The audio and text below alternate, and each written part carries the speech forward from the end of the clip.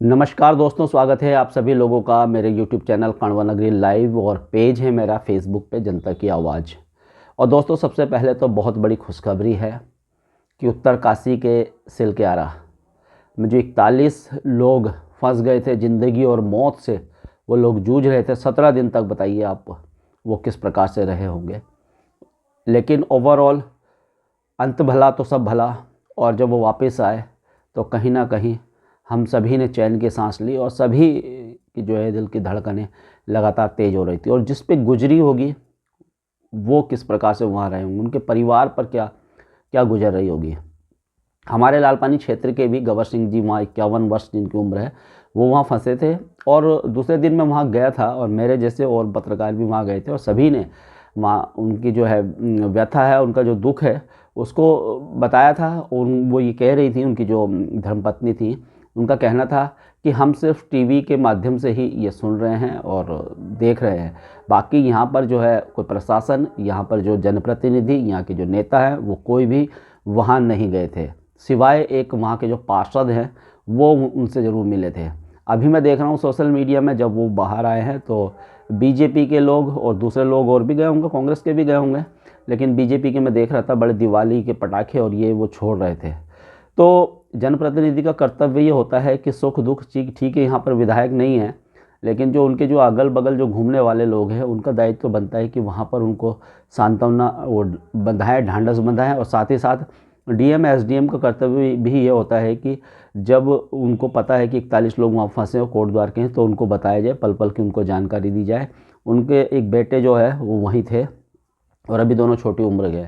खैर उस समय मैं गया था, दुख के समय में गया था, खबर बनाई थी। अभी मैं वहाँ नहीं जा पाया, लेकिन ज़रूर जैसे ही समय मिलेगा या जैसे ही मुझे, क्योंकि अब तो वो आ गए हैं, अब तो सब कुछ है ना। खुशी में तो सब लोग शामिल हो जाते हैं, लेकिन असली बात है जब दुख में कोई व्यक्ति शामिल होता है तो वो बड़ी बात होती है। और दुख में मैं गया था।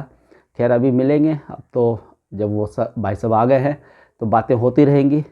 और सोचना चाहिए इन जनप्रतिनिधियों को कि दुख के समय में अपने कोटद्वार के बहुत सारे लोग इसी प्रकार से पीड़ित हैं, तो देखना चाहिए। खैर ओवरऑल आ गए हैं वो और सभी ने चैन की सांस ली है। और भगवान बस सिद्धबली बाबा से यही प्रार्थना है कि आगे भी सब सकुशल रहे, अच्छे रहे।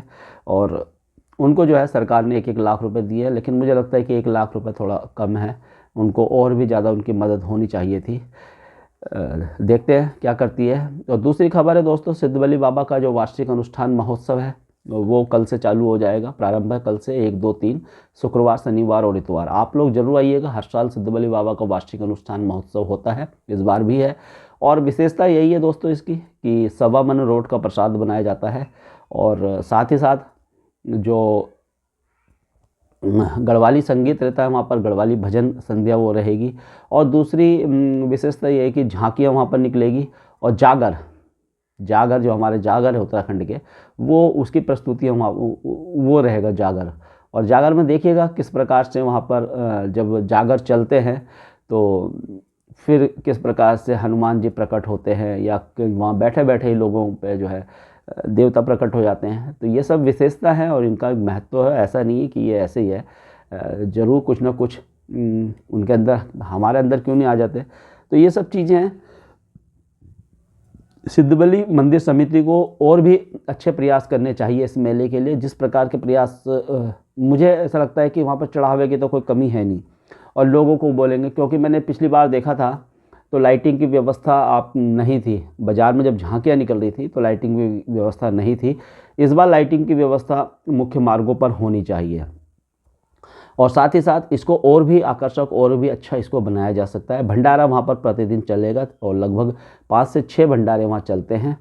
और जो वहाँ के महंत हैं दिलीप रावत जी, मुझे पर्सनली बहुत अच्छा लगता है। जो उनके रहन सहन है ना, वो मुझे बहुत अच्छा लगता है। मैं 2-3 बार पर्सनली उनके घर गया हूँ और मैंने देखा यार वो ऐसे ऐसे रह रहे हैं कि बस जैसे है ना, महंत और 3 बार के विधायक, यार ये बड़ी बात है। और उसके बाद उनका जो रहन सहन है बिल्कुल ऐसा है कि आप यकीन नहीं मानेंगे कि यार ये 3 बार के विधायक हैं। मैं इससे पहले मैंने बस सुना था लोगों को, लेकिन जब पत्रकारिता में मैं आया और मैं 1-2 बार, 2-3 बार मैं उनके घर गया हूँ, लेकिन मैंने देखा यार ये व्यक्ति तो बड़े साधारण रहते हैं।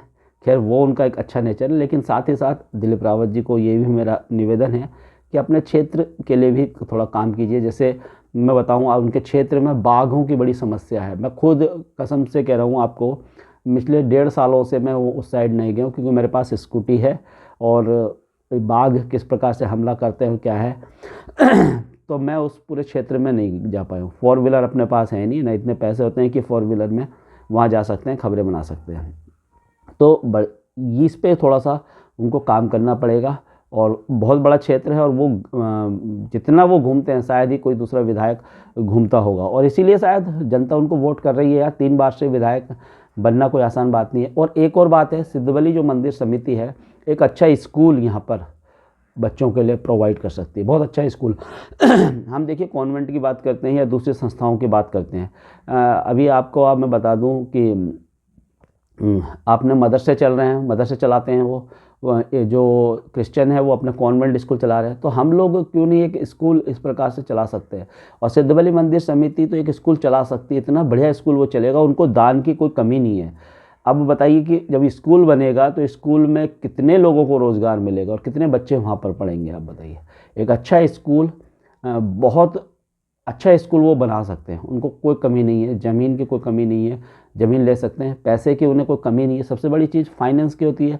और फिर उनके पास तो मंदिर समिति का एक बहुत बड़ा जो है लोगों का वो है, तो उसके साथ वो कर सकते हैं। तो इस पे इनको सोचने की आवश्यकता है, और ऐसा होता है तो बहुत बढ़िया ये ये रहेगा। साथ ही साथ दोस्तों आप ज़रूर आइएगा, सिद्धबली बाबा तो बाबा जी हैं, और मेरी जो इतनी बड़ी मुरादें तो होती नहीं है, लेकिन जो भी होती हैं बाबा जी मेरी पूरी करते हैं। आप एक बार ज़रूर आइएगा, कोटद्वार आप आएंगे, दिल्ली से कोटद्वार, कहीं से भी कोटद्वार आइए, और उसके बाद टेम्पो वेम्पो पकड़ सकते हैं, 4 व्हीलर में भी आ सकते हैं। मौसम अच्छा है, ठंड हो रही है यहाँ पर कोटद्वार में हल्की हल्की, और कभी ऐसा लग रहा है कि बारिश होगी। और पिछली बार भी ऐसा ही हुआ था कि बारिश का मौसम लग रहा था, लेकिन उसके बाद जब झांकी वाँकी निकली थी तो सब कुछ सही हो गया था। इस बार देखते हैं क्या होता है। और झांकियाँ अच्छी होनी चाहिए इस बार, और भी अच्छी झांकियाँ होनी चाहिए। और दोस्तों एक और चीज़ मैं आपको बता देना चाह रहा हूँ कि कोटद्वार में इन दिनों जो है ड्रग्स या स्मैक जिसको कहते हैं वो बहुत बहुत ज़्यादा है। तो माँ बाप से मेरा निवेदन ये है कि थोड़ा सा पैसा कम कमा लीजिए, लेकिन बच्चों को अपने समय दीजिए, बच्चों को समय दीजिए। और कहीं कहीं तो देखिए समस्या है यार, अब जैसे मैं हूँ, मुझे क्या मिलता है, कुछ नहीं मिलता, और मेरी वाइफ भी महिला है तो एडवोकेट है, उसको भी करना है, तो दोनों को हमें करना पड़ता है, कोई मजबूरी है हमारी। अगर नहीं करेंगे तो किराया है अपना, मैं किराए में रहता हूँ, और दूसरी चीज़ें हैं। लेकिन बहुत से फैमिली ऐसी है, जो बहुत से माँ बाप ऐसे हैं कि अच्छी खासा सब कुछ अच्छा खासा है, फिर भी पैसा, बस 1 मकान 2 मकान। कोटद्वार में मैं बता रहा हूँ आपको, कई मकान ऐसे हैं कि जहाँ पर कोई रहता नहीं, खाली पड़े हुए मकान, और हम जैसे लोग किराए में रह रहे हैं। और कुछ लोग तो यहाँ पर बाहर में रह रहे हैं, जो आपदा के समय जो वो हो गया था ना, सब अभी भी बाहर रह रहे हैं, सड़क पर रह रहे हैं। तो ये सब सिचुएशन है, ऊपर वाले ने किसी को इतना दे दिया है कि वो जो मकान में, उनको मकान के जो सुरक्षा के लिए वहाँ चौकीदार रखना पड़ रहा है 10-15 हज़ार। तो और कुछ लोगों को, हम जैसों को ऐसा है कि किराए में रह रहे हैं आज 14 साल से, और अभी आगे भविष्य में कभी कोई ऐसा लग नहीं रहा है कि कोई मकान बना भी पाएंगे, क्योंकि अर्निंग के कोई साधन तो है नहीं। और पता नहीं, जब तक कहते हैं ना दिख रहा है तब तक बिक रहा है, और बाद में क्या सिचुएशन होती है, कहाँ कौन से हॉस्पिटल में पड़े होते हैं, क्या होता है, कुछ कहा नहीं जा सकता। क्योंकि अपने पास पैसा वैसा तो बिल्कुल, अकाउंट भी बड़ी मुश्किल से, और जो पैसे जो थोड़े बहुत आते हैं वही बस खर्च हो जाते हैं, वो नील है, बिल्कुल जीरो है। खैर कोई बात नहीं, देखते हैं, और कर्म करते रहो, फल की इच्छा। तो इसीलिए और मैं ये कहूँगा सबको कि इसमें एक पे थोड़ा सा माँ बाप को लगाम लगाइए। आप लोग बच्चे के साथ सामंजस्य बिठा के रखिए, बच्चों को 2 व्हीलर मत दीजिए यार, बहुत रेस ड्राइविंग बच्चे कर रहे हैं, 3-3 बच्चे बैठाते हैं वो, और बहुत कम उम्र है उनकी। पुलिस वाले कई कहते हैं, पुलिस वाले तो देखिए है ही, काम किस प्रकार से करते हैं आप जानते ही हैं, लेकिन साथ ही साथ हमारी भी अपनी रिस्पॉन्सिबिलिटी होती है, अपनी जिम्मेदारी होती है कि हम बच्चों को समय बहुत दीजिए। बच्चों को, माँ नहीं है तो बाप रहे, बाप नहीं है तो माँ जरूर रहे, बच्चे के साथ रहे। और पहले तो संयुक्त परिवार हुआ करते थे तो इतनी प्रॉब्लम नहीं थी, अब तो 3 या 4, मैक्सिमम 4 लोग मुझे लगता है कि परिवार में हैं, और 4 में से अगर दोनों ही माँ बाप चले जाएंगे जॉब करने या कुछ, तो फिर कैसे होगा। उनको समय देने की आवश्यकता है और बताना है, और ये नहीं है दोस्तों कि यार आपने बहुत अच्छे जूते उनको दे दिए हैं, ब्रांडेड जूते दे दिए, ब्रांडेड कपड़े दे दिए हैं, टू व्हीलर आपने स्कूटी बाइक दे दी है और अच्छा इंस्टीट्यूट दे दिया है, अच्छा स्कूल दे दिया है, तो सोच रहे कि आपने सब कुछ कर दिया। ऐसा नहीं है। सबसे ज़रूरी होता है बच्चे को एक अच्छा इंसान बनाना, उसको एक अच्छी तालीम दे, मतलब उसको संस्कार देना। तालीम तो जो स्कूल में देते हैं, और स्कूल में तो अब ऐसा हो गया है कि आप स्कूल के जो है टीचर्स बच्चों को मार भी नहीं सकते हैं। वो अपने माँ बाप को कहता है, माँ बाप फिर कोर्ट कचहरी क्या। तो स्कूल भी ऐसे हो गए हैं, वो बस कहते हैं कि यार पढ़ो तो पढ़ो, नहीं पढ़ो तो कोई बात नहीं। जैसे हमारे समय में कितनी मार हमें पड़ा करती थी, डंडे लाए जाते थे, उल्टे हाथ में मारा जाता था, और बड़ा वो जो माहौल था। तो वो संस्कार हम सभी लोगों को मिले हैं, वो चीज़ें हम सभी को मिले, इसलिए आज हम इतने पक्के हैं। और आजकल के बच्चे देखिए थोड़ी सी मुसीबत में किस प्रकार से घबरा जाते हैं, सुसाइड कर लेते हैं, ये सब चीज़ें हैं। और बच्चों पे प्रेशर भी मत डालिए, अभी एग्ज़ाम्स का समय भी है। तो ये सब चीज़ें हैं दोस्तों। वीडियो पे कमेंट करके अपनी राय ज़रूर दीजिएगा, और मेले में जाइएगा आप लोग ज़रूर। और 41 जिस प्रकार से लोग आए वापस, वो बहुत सारी बधाई शुभकामनाएं हैं। और बच्चों से के साथ समय ज़रूर बिताइएगा। वीडियो कैसा लगा इस पर कमेंट करके अपनी राय भी दीजिएगा। आज घर में ही था तो सोचा एक ऐसे ही वीडियो अपलोड कर देते हैं। कमेंट करके राय ज़रूर दीजिएगा। और साथ ही साथ दोस्तों मुझे आप लोग सपोर्ट कर सकते हैं, मेरा गूगल पे अकाउंट मैं आपको दे दूँगा, प्लीज़ आप सपोर्ट कर सकते हैं। आपका सपोर्ट ही, ये विज्ञापन ही जो होती है हमारी अर्निंग का साधन होता है, अदरवाइज कुछ नहीं है। आप देख ही रहे हैं यहाँ पर विधायक, सांसद, मेयर किस प्रकार से विज्ञापन भी बड़े बड़े चैनलों को मिलते हैं, अखबारों को मिलते हैं, रजिस्टर्ड जो पत्रकार होते हैं उनको भी मिलते हैं। और रजिस्टर्ड पत्रकार धरातल में आपको कभी कोई दिखाई भी नहीं देगा। सभी लोग जितने कोटद्वार की अगर बात की जाए तो मैक्सिमम 90% लोग तो हम जैसे पत्रकारों की तरफ ही अपनी जो है देखते हैं कि अपनी तरफ कि यार ये कुछ करेंगे। तो इसीलिए आप लोग सपोर्ट कीजिए। आप लोगों का जो सपोर्ट होगा वो हमारा हौसला भी बढ़ाएगा और मेहनत करने के लिए भी अग्रसर करेगा। तो अगर चाहते हैं आप ईमानदारी से पत्रकारिता की जाए और स्वच्छ पत्रकारिता की जाए, निर्भीक पत्रकारिता की जाए, तो हम जैसे पत्रकारों को सपोर्ट कर सकते हैं। तो गूगल पे नंबर दे दूंगा मैं। तब तक के लिए दोस्तों धन्यवाद। जय हिंद, जय भारत, जय उत्तराखंड।